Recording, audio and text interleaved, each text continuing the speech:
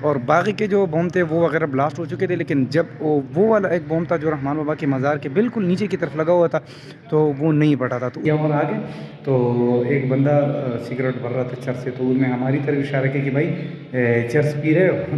میں نے بولا نہیں۔ اچھا جی، میں آپ کو ابھی ایک حیران کن چیز بتاتا ہوں، یقین کرے آپ لوگوں کے ہوش اڑ جائیں گے۔ کیا میں پانی پی رہا تھا تو اس گلاس کو میں نے دیکھ لیا۔ جب تک اس گلاس کو آزادی نہیں ملے گی نا تو ہمیں بھی ظالم حکمرانوں سے آزادی نہیں ملے گی۔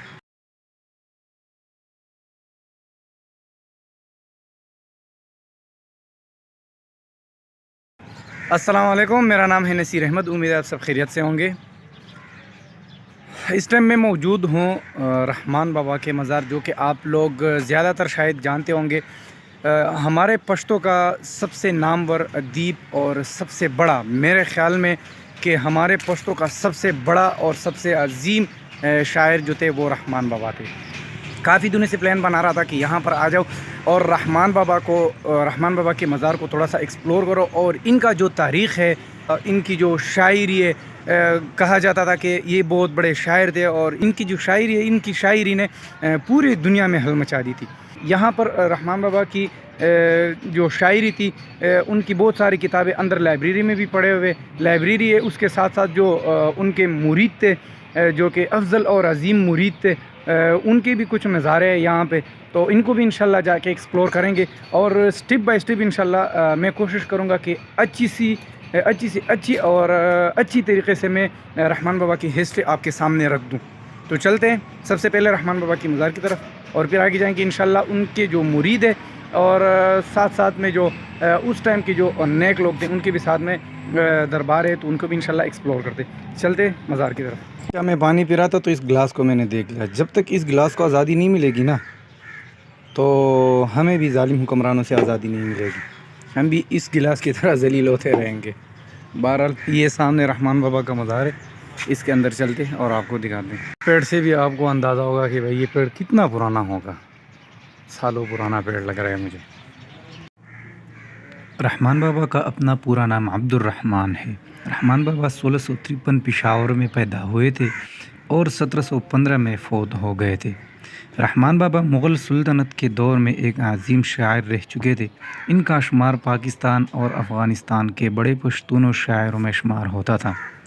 رحمان بابا مومن قبیلے سے تعلق رکھتے تھے، جو 13ویں سے 16ویں صدی تک ہندوکش پہاڑوں سے پشاور کی طرف ہجرت کر گئے تھے۔ رحمان بابا بالکل سیدھے سادے اور فقیر انسان تھے۔ ان کا مزار ابھی پشاور ہزار خوانی میں موجود ہے۔ اچھا جی، میں آپ کو ابھی ایک حیران کن چیز بتاتا ہوں، یقین کرے آپ لوگوں کے ہوش اڑ جائیں گے۔ چلیے بتاتا ہوں کہ کون سی بات بتانی ہے میں نے آپ کو۔ کہا جاتا ہے کہ جب یہاں پر تقریباً وہ جب حالات خراب ہو گئے تھے، تقریباً 2008 کے آس پاس، اور یہاں پر بھی تقریباً پشاور میں بھی اور ساتھ میں سوات میں ہمارے جتنے بھی KPK میں زیادہ تر حالات خراب ہوئے تھے، تو اسی ٹائم پہ یہاں پر ٹائم کا جو دہشت گرد وغیرہ تھے وہ آ کے یہاں پر انہوں نے مختلف جگہوں پہ انہوں نے بوم رکھے تھے، اور ایک بوم جو انہوں نے رکھا تھا وہ رحمان بابا کا جو مزار قبر ہے ان کے بالکل درمیان، یا کہا جاتا ہے کہ اس کے نیچے والے پاؤں کے سائڈ پہ انہوں نے ایک بوم رکھا تھا۔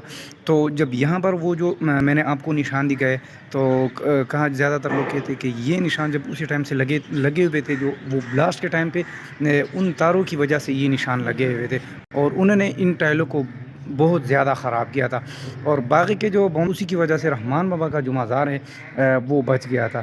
تو یہ اللہ کے نیک لوگ ہیں، اور اللہ ان کا حفاظت خود کرتا ہے، نہ کہ کوئی اور یا کوئی پولیس یا کوئی نہ۔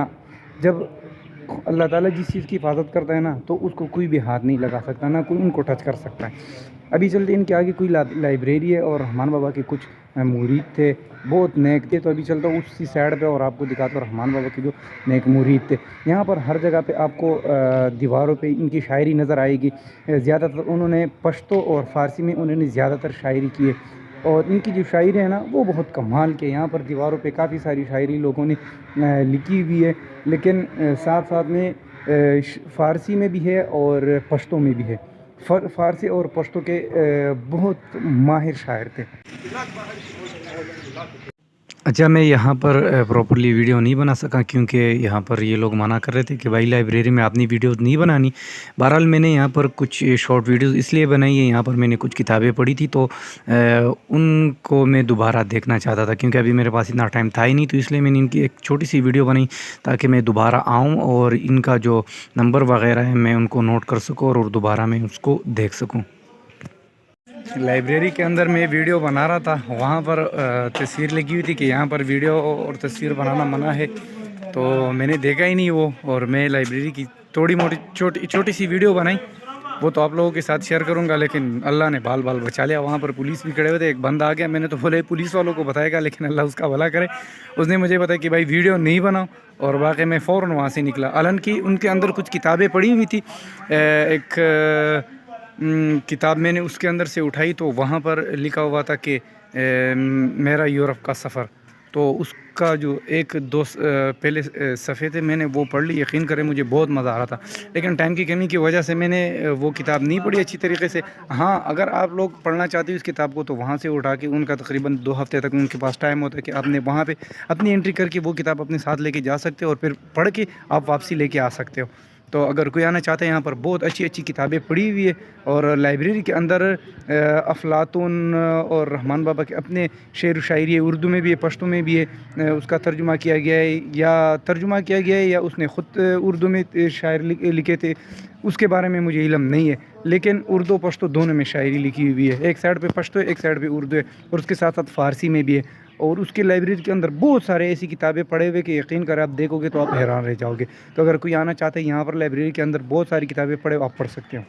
اچھا جی، یہ میرے پیچھے بالکل پیچھے جو مزار ہے یہ ہے حضرت طاؤس بابا کا. یہ رحمان بابا کے مرید تھے اور یہ وفات پا گئے تھے تقریباً 1988 میں.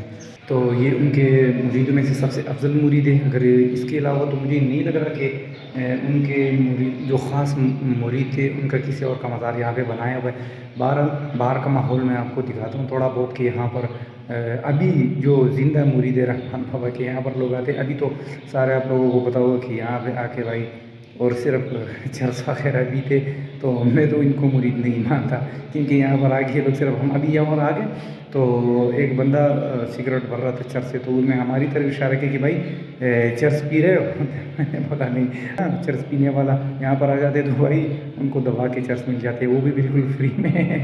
تو بھائی میں منع کروں گا اس چیز کو، اور یہاں پہ اس چیز کے پینے کے لیے یہاں آنے سے میں آپ کو روکوں گا کیونکہ یہاں پر بہت بڑا ایک سائڈ پہ یہاں پر لگا ہوا ہے اور سارے لوگ یہاں پر بیٹھ رہے عالم کہ وہاں پر ایک کاغذ وہاں پر ایک دیوار پہ لکھا ہوا تھا کہ بھائی یہاں پر رحمان بابا کے مزار کے آس پاس چرس پینا منع ہے. تو بھائی یہاں پر چرس اتنا زیادہ پیا جاتا ہے، اور یہ وہ جگہ ہے میں وہاں سے نہیں بنا سکتا تھا کیونکہ بہت سارے لوگ، آپ کو میں نے پہلے بھی بتایا کہ بھائی سگریٹ کے دم لگا رہے تھے، تو شاید وہ لوگ وہ سونگ گے کیونکہ ایک بار تو بھائی مجھے منع کیا گیا کہ ویڈیو نہیں بنا. بہرحال یہ رحمان بابا وہ پیچھے جو نظر آ رہے وہ رحمان بابا کا مزار ہے، اور سائڈوں پہ آس پاس یہاں ان کے ملنگ یا مرید جسے کہتے وہ لوگ رہتے. سارے یہاں پر بھائی دن رات پڑے رہتے. رحمان بابا کے مزار کا یہ مشہور فروٹ چاٹ اگر آپ یہاں پر آ جاتے ہو تو آپ اس کو لازمی ٹیسٹ کیا کرو کیونکہ اس کا ذائقہ بہت زبردست اور ٹیسٹی ہوتا ہے. یہ کیلا اور امرود ہوتا ہے اور ساتھ میں جو عام چٹنی ہوتی ہے وہ ہوتا ہے ساتھ میں. اچھا جی، یہ تھی رحمان بابا کی ہسٹری. وائس ریکارڈ کا کچھ ایشوز آئے. بہرحال اگر ویڈیو اچھی لگی تو لائک کرے، چینل کو بھی لازمی سبسکرائب کرے، اور پھر انشاءاللہ ملیں گے نیکسٹ ولاگ میں. تو اپنا خیال رکھیے گا. اللہ حافظ.